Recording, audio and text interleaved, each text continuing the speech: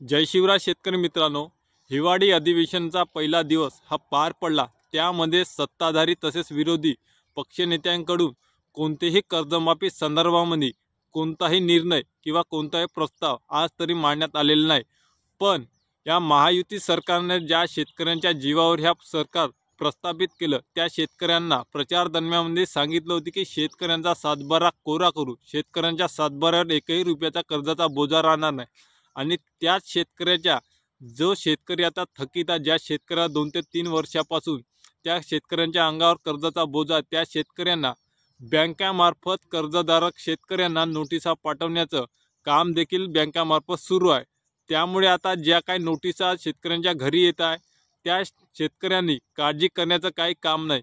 कारण महायुती सरकारने आपला जाहीरनामा व या प्रचार दरम्यानमध्ये त्यांनी जे वक्तव्य केलं, त्यामध्ये सरसकट शेतकऱ्यांचा सातबारा कोरा करू, शेतकऱ्यांचा सातबारा कोरा करू म्हणजे त्या शेतकऱ्यांच्या सातबाऱ्यावर 1 रुपयापासून तर 5 ते 10 लाख रुपयापर्यंत जरी कर्ज असेल तरी त्या शेतकऱ्यांचा सातबारा कोरा करू, या स्टेटमेंटने त्या शेतकऱ्यांना 1ही रुपया आता भरण्याची गरज नाही। त्यामुळे हे सरकार आता शेतकऱ्यांच्या हिताचा निर्णय ह्या हिवाळी अधिवेशनामध्ये कधीपर्यंत घेईल याकडे संपूर्ण राज्यातील शेतकऱ्यांचे डोळे हे टिपलेले आहे। कारण आता शेतकरी 4 ते 5 वर्षापासून नापिकी व या सरकारनं पाडलेले शेतकऱ्यांच्या मालाचे भाव यामुळे संपूर्ण शेतकरी हा निस्तेनाबूत झाला आहे।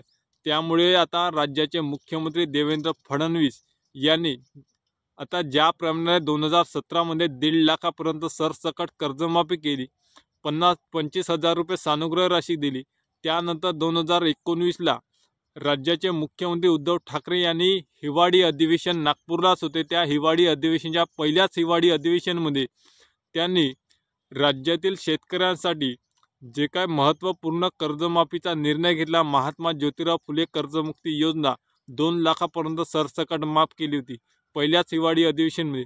त्याचप्रमाणे आता हे सुद्धा 2024चं पहिलंच हिवाळी अधिवेशन आहे।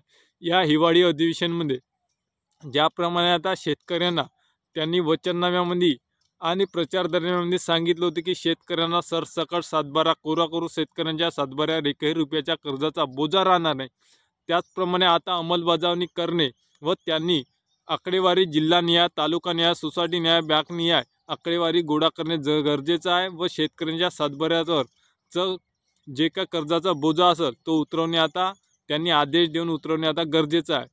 आता विरोधी पक्षातूनही देखील अशी ताडकडत भूमिका कोणताही नेता घ्यायला तयार नाही व कर्जमाफी संदर्भामध्ये एकही प्रश्न त्या सभागृहात विचारताना काल तरी दिसला नाही।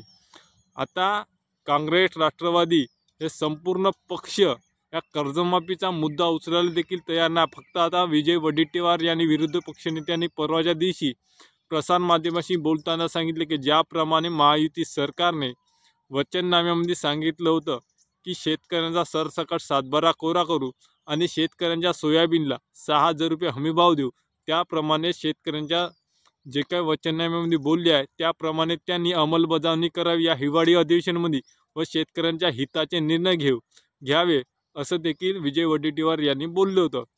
पण आता विधानसभेमध्ये आता काल तरी कोणताही असा पारित निर्णय झाला नाही। आता येत्या 2 ते 4 दिवसांमध्ये कर्जमाफीचा निर्णय होणे हे अपेक्षित आहे। कारण संपूर्ण शेतकरी हा कर्जाचा बोजा व बँकाकडून आलेल्या नोटिसा ह्या बघू जेरीस आला आहे।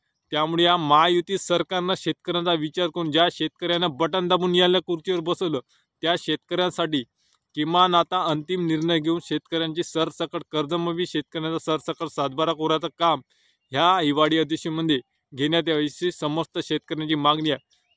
जर यामध्ये नवीन अपडेट कर्जमाफी संदर्भामध्ये कोणती आली तर आपण आपल्या चॅनलमार्फत शेतकऱ्यांपर्यंत पोहोचायचा काम करू। तोपर्यंत धन्यवाद।